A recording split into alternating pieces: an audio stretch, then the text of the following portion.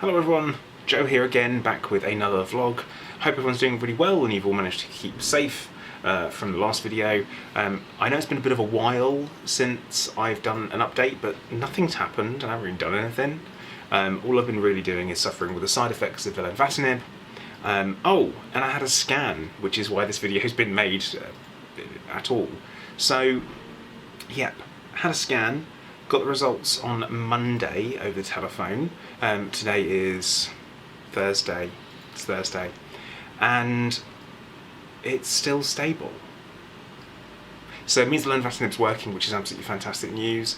Something that the longer things go on for, the more stress there is each time that I get a scan and I get the results, because you've got this real build-up of nerves happening and build-up of hope that things are going to be okay or things will improve. And especially after the last time where they improved, I really thought that that was going to be the direction that we moved in. And in my head, there was only two options when it comes to having the scan results, and it was either it got worse or it got better. I didn't think about it being stable. So actually 2 out of the 3 things that could potentially happen are good, and one of those good things did happen, which is great news for me. Also, if you guys remember, I was talking about how I had a blood clot in my heart that was on the right hand side in one of the veins there, not arteries, veins, important. And I've been taking my blood thinners for, if you remember that wonderful bruised belly that I showed you, well, that's improved too.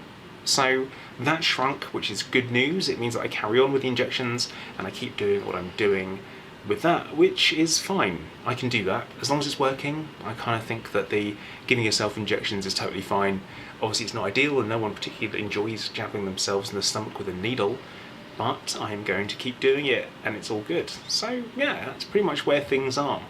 Now what happens going forward is, well, I suppose not quite going forward yet, but yesterday I was at the hospital just having a bit of an MOT, or a full service, just making sure that everything was working fine. So I had bloods done, had an ECG, had blood pressure checked, also had urine done as well to check kidney function, because one of the potential side effects of lenvatinib is that it can give you protein in urine, which is obviously bad because it puts additional pressure on your kidneys, and you don't want that to happen, because you know the whole idea of taking this medication is to keep you going, not finish you off quicker. So yeah, we did all that. That was all fine. Everything was nice and normal. Hospital was like a ghost town, which is unusual because normally the waiting room is full, very full. Sometimes struggling to find somewhere to sit full, but no, absolutely empty, which is good because it means they're keeping people who are vulnerable out of the hospital as much as they can, which is a positive thing in my mind. Now, I'm going to talk a little bit about side effects of lenvatinib because it's been rough over the last kind of couple of weeks, and you might notice that my voice sounds pretty clear at the moment, and that's because I'm having a week break off the lenvatinib because I need a break from the side effects. And the key side effect for me has been gastric distress. And I know I've mentioned it before, but I had one time where literally I ate something and within half an hour it was coming back out again, which I know is pretty grim, but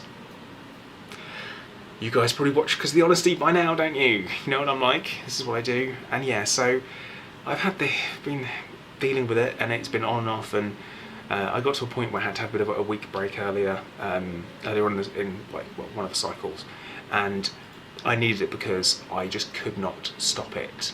I took 6 loperamide or brand name Imodium in the space of kind of only a few hours to try and get it to stop, and it would not stop. The good news is that something that I have found that works and helps, and this was actually a suggestion from someone on a Facebook support group that I'm a member of. It's called mebeverine. Now, this is typically used for IBS to stop kind of painful cramps, and obviously from there stop the diarrhea. It works. So pop one of them in the first thing in the morning before you eat anything, and huge help. So if there's anyone out there who is struggling with digestive health whilst on a cancer treatment of some kind and it's making things run, and also giving you really painful stomach cramps, because that's what I was getting, then it is something to think about. Obviously you should chat to your doctor, it's the best way to get it. But yeah, that really worked for me, which is good news. So it really slowed things down because I was starting to lose quite a bit of weight, And people have mentioned my weight loss before in the comments. Yes, I have lost about 20 kilos since I first started vlogging. Now, when I kind of, well, not first started, I say, when I started chemo, I was about 96 kilos, around that during chemo. I'm now down to about 75, which is actually the weight I was at before I was diagnosed with cancer in the first place. And that was because I was in the gym a lot of exercise. This time, yeah, I've lost a lot of fat, I've also lost quite a bit of muscle. Good news coming though, is that we get to stop shielding completely next week. Well, 1st of August. But I can kind of come out of shielding earlier, which is nice. Excuse me. And me,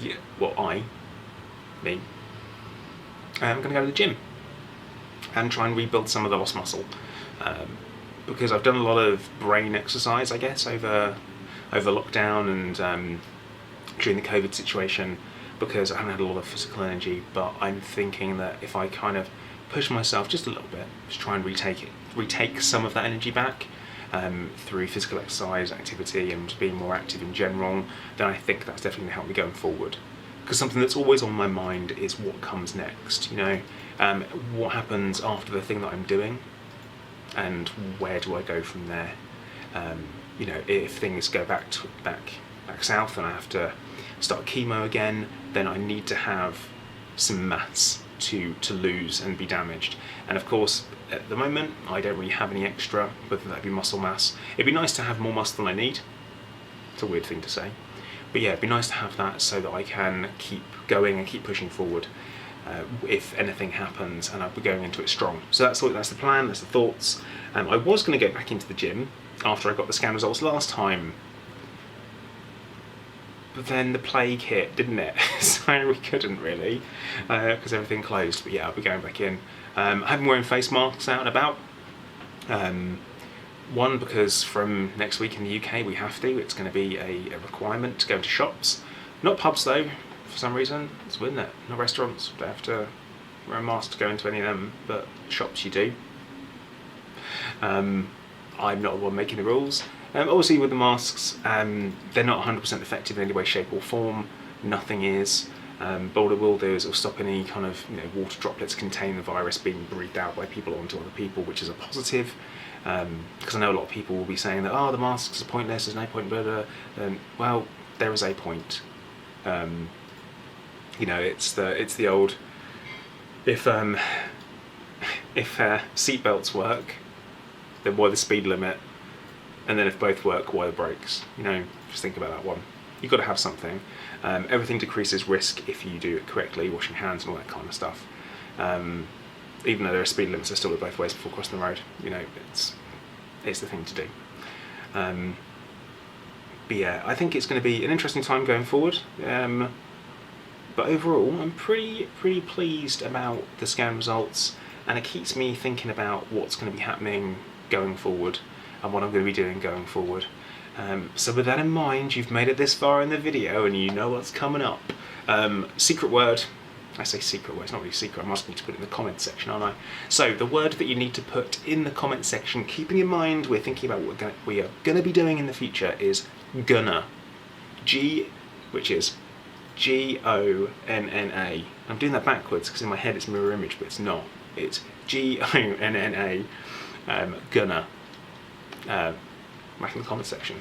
Okay, once again, I'm going to say thank you very much everyone for watching, and I really appreciate the support and people that have been sending me messages to see how I'm doing at the moment. I'm doing a lot better this week than I was last week. It's always nice getting scan results that are positive. But please do make sure that if you are enjoying the videos or find them interesting, I guess more that you don't want to enjoy the fact of cancer, that'd be mean, wouldn't it? But if you are finding them interesting, hit the like button. Also, if you're new and you want to subscribe, then please do. Just that way you get updates and stuff like that. You don't have to come seeking me out. Also, if you fancy sharing these videos as well, any of the ones previous to, please do. It might help someone. I do get supportive comments from people saying how much it's helped, and that is honestly the reason why I do these. I don't make money from this. I literally just do these videos and I hope they help people, because I have no idea what comes next, or what was going to happen, or what is happening now, but I'm doing it. But right, I'm going to say thank you very much for watching once again, and I will see you all soon.